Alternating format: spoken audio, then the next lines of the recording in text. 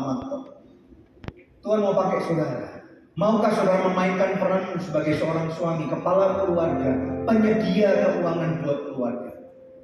Tanggung jawab para suami besar.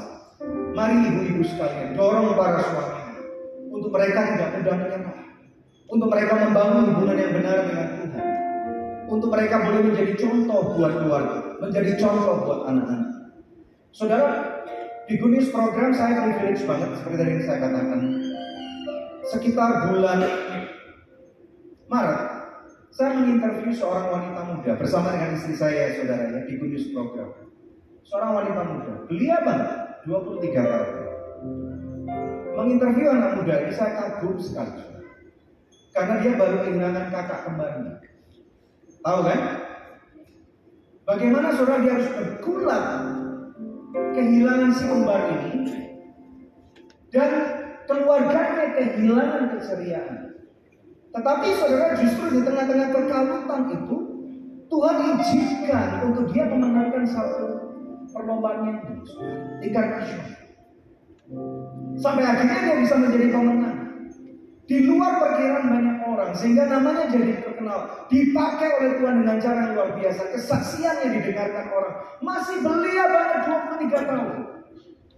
Saudara, untuk mengundang wanita muda ini itu perlu waktu berbulan-bulan, perlu kesabaran. Dan saudara, akhirnya ketika kami bertemu, wah, saya kagum banget, merasa beruntung banget dapat menginterview wanita muda ini. Saudara, ketika kami tayangkan banyak orang diberkati. Tetapi ketika tanggal 7 April, saudara, kita semua dikagetkan. Waktu itu saya lagi retreat, memimpin retreat di gereja saya. Kemudian kok ada message yang masuk yang kok aneh nih. Kenapa kok dikatakan retreat menikah? Ini mungkin salah. Terus mulai saya telepon ke manajer. Dan saudara, berkata, Meli pasti dipanggil Tuhan. Saudara sangat kaget banget. Kita semua sangat sedih, betul ya saudara? Kita semua sebagai orang Kristen, apalagi saudara ya, kita berbangga melihat anak muda. Orang Batak pasti saudara. Orang Batak itu memang hebat. Di mana-mana saudara. Betul ya? Suaranya bagus. Cantik sekali. Apa salahnya saudara? Kenapa kok dia harus pulang ke rumah? Ini yang tadi saya katakan, kita nggak pernah tahu. Kapan saudara seseorang akan dipanggil Tuhan? Jangan pernah merasa, ini saya lihat ada banyak anak-anak muda di sini. Jangan pernah merasa bahwa hanya yang tua yang mati dulu. Makanya selagi muda bangun imanmu dengan benar. Saudara, sukar ke pencernanya. Saudara, setelah saya ikut mengumumkan, saudara tahu apa yang terjadi? Handphone saya ini 8 jam tidak berhenti bergetar. 8 jam.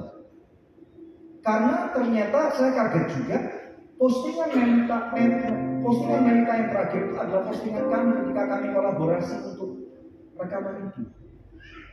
Podcast di Good News yang kami undang Melita Sidabutar itu menjadi podcast yang terakhir dia, yang paling lengkap. 8 jam handphone saya ini nggak berhenti, 8 jam. Ratusan ribu message itu masuk ke handphone saya. Kita semua shock, sukar mencerna. Saudara, padahal keluarga juga bukan kenal baru ketemu 1 kali 2 kali saudara ketemunya. Makan bareng, ketemu orang tuanya, masih bermanja-manja dengan orang tuanya. Tetapi ini yang menjadi kesimpulan saya bersama dengan istri saya. Itu orang tuanya berhasil banget. Orang tuanya Melita, bapak dan ibunya yang sedang berbicara, itu berhasil banget. Saudara bisa bayangkan apa jaminannya untuk mendidik anak-anak kita di zaman ini tidak meninggalkan imannya akan Tuhan. Betul ya? Makanya saudara, sebagai orang tua ini tergantung. Memang tidak bisa 100% tergantung keberhasilannya akan kita atau kegagalannya disalahkan kita. Tidak bisa. Tetapi saudara, kita perlu menghidupi masa kini kita. Supaya apa saudara? Supaya anak-anak kita melihat contoh dari orang tua. Saudara yang sudah menikah dengan baik-baik, tugasmu bagi anak-anakmu bukan yang utama mendidik mereka. Saya ulang ya, tugas orang tua yang sudah punya anak, tugas utama kita bukan mendidik anak-anak kita. Saudara jangan bingung. Tetapi tugas kita adalah memberikan contoh buat mereka. Anak-anak kita seringkali melihat kepalsuan kita. Bagaimana kita bersikap kalau di gereja seperti ini dan di rumah ataupun nanti di mobil. Betul nggak?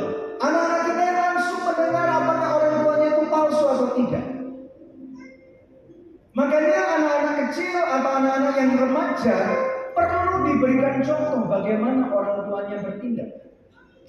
Saya tidak berkata bahwa keluarga kita harus sempurna. Tidak mungkin. Tidak mungkin. Anak saya yang kedua itu sangat vokal banget. Saudara sebagai pasangan hamba Tuhan, kami pun bisa ribut di rumah. Siapa yang bisa ribut di rumah? Ada angkat tangan? Atau cuma saya nih saudara?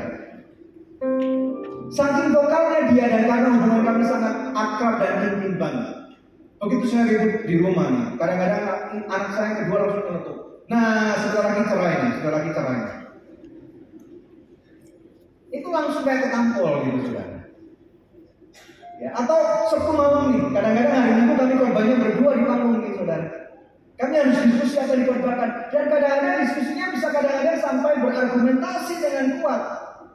Dan anak saya akan datang nih saudara, karena cicitnya udah kerja di Singapura ya saudara. Dia akan datang, wait a minute, tunggu dulu Mami Dedi. Nafas dulu. Kita perlu memberikan contoh kepada anak-anak kita. Mau nggak bapak-bapak?